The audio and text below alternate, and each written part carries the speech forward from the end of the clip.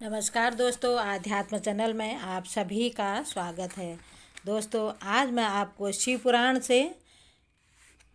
पुराण का महात्म्य सुनाऊंगी। आज जो चंचुला ब्राह्मण देवता से शिव पुराण सुनने के लिए बोलती है और वह पूरा अपना समय के अनुसार ही शिव पुराण सुनने के लिए तैयार रहती है और पूरे शिवलोक में फिर जाकर वो चंचुला पार्वती जी की सखी कैसे बनती है और किस प्रकार वहाँ उसको सुखी जीवन जीने को मिलता है, इसी के आगे मैं आपको बताऊंगी। ब्राह्मण बोलते हैं कि नारी सौभाग्य की बात है कि भगवान शंकर की कृपा से शिव पुराण की इस वैराग्य युक्त कथा को सुनकर तुम्हें समय पर चेत हो गया है। ब्राह्मण पत्नी, तुम डरो मत, भगवान शिव के चरण में जाओ और शिव की कृपा से सारा पाप तत्काल नष्ट हो जाता है। मैं तुमसे भगवान शिव की कार्तिक कथा से युक्त से उस परम वस्तु का वर्णन करूँगा जिससे तुम्हें सदा सुख देने वाली उत्तम गति प्राप्त होगी। और शिव जी उत्तम कथा सुनने से ही तुम्हारी बुद्धि इस तरह पश्चाताप से युक्त एवं शुद्ध हो जाएगी, साथ ही तुम्हारे मन में विषयों के प्रति वैराग्य हो गया है। पश्चाताप ही पाप करने वाला पापियों के लिए सबसे बड़ा प्रायश्चित है। सत्य पुरुषों ने सबके लिए पश्चाताप को ही समस्त पापों का शोधक बताया है।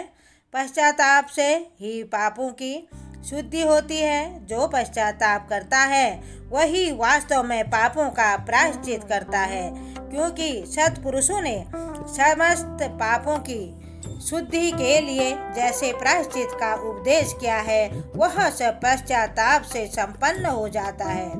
जो पुरुष विधि पूर्वक प्रायश्चित करके निर्भय हो जाता है पर अपने कुकर्म के लिए पश्चाताप नहीं करता, उसे प्रायः उत्तम गति नहीं प्राप्त होती, परंतु जिसे अपने कुकृत्य पर हार्दिक पश्चाताप होता है वह अवश्य उत्तम गति का भागीदार हो जाता है।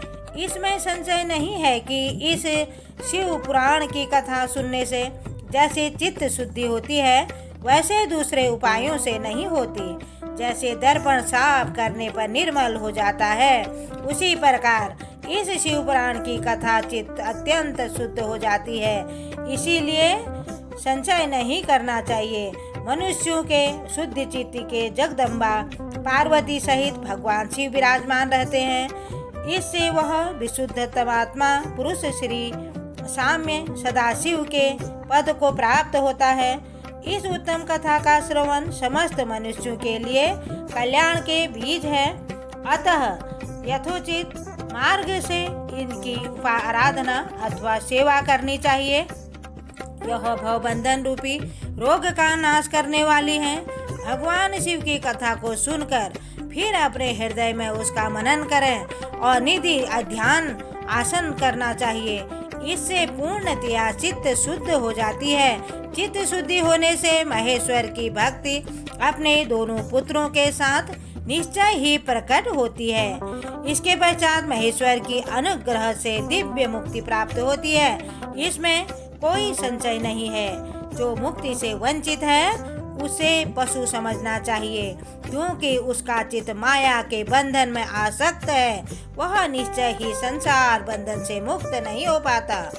और ब्राह्मण पत्नी, इसीलिए तुम विषयों से मन को हटा लो और भक्ति भाव से भगवान शंकर की इस परम पावन कथा को सुनो। परमात्मा शंकर के इस कथा को सुनने से तुम्हारी चित्त की शुद्धि होगी और इससे तुम्हें मोक्ष की प्राप्ति हो जाएगी।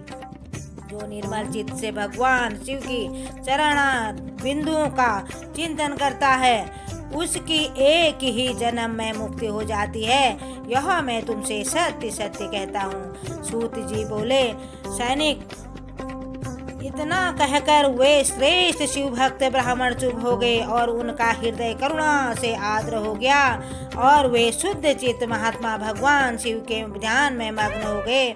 और इसके अंतर बिंदुगत की पत्नी चंचुला मन ही मन प्रसन्न हो उठी। ब्राह्मण का उक्त उपदेश सुनकर उसके नेत्रों में आनंद के आंसू छलक आए थे। वह ब्राह्मण पत्नी चंचुला हर्ष भरे हृदय से उन श्रेष्ठ ब्राह्मणों के दोनों चरणों में गिर गई और हाथ जोड़कर बोली, मैं कृतार्थ हो गई।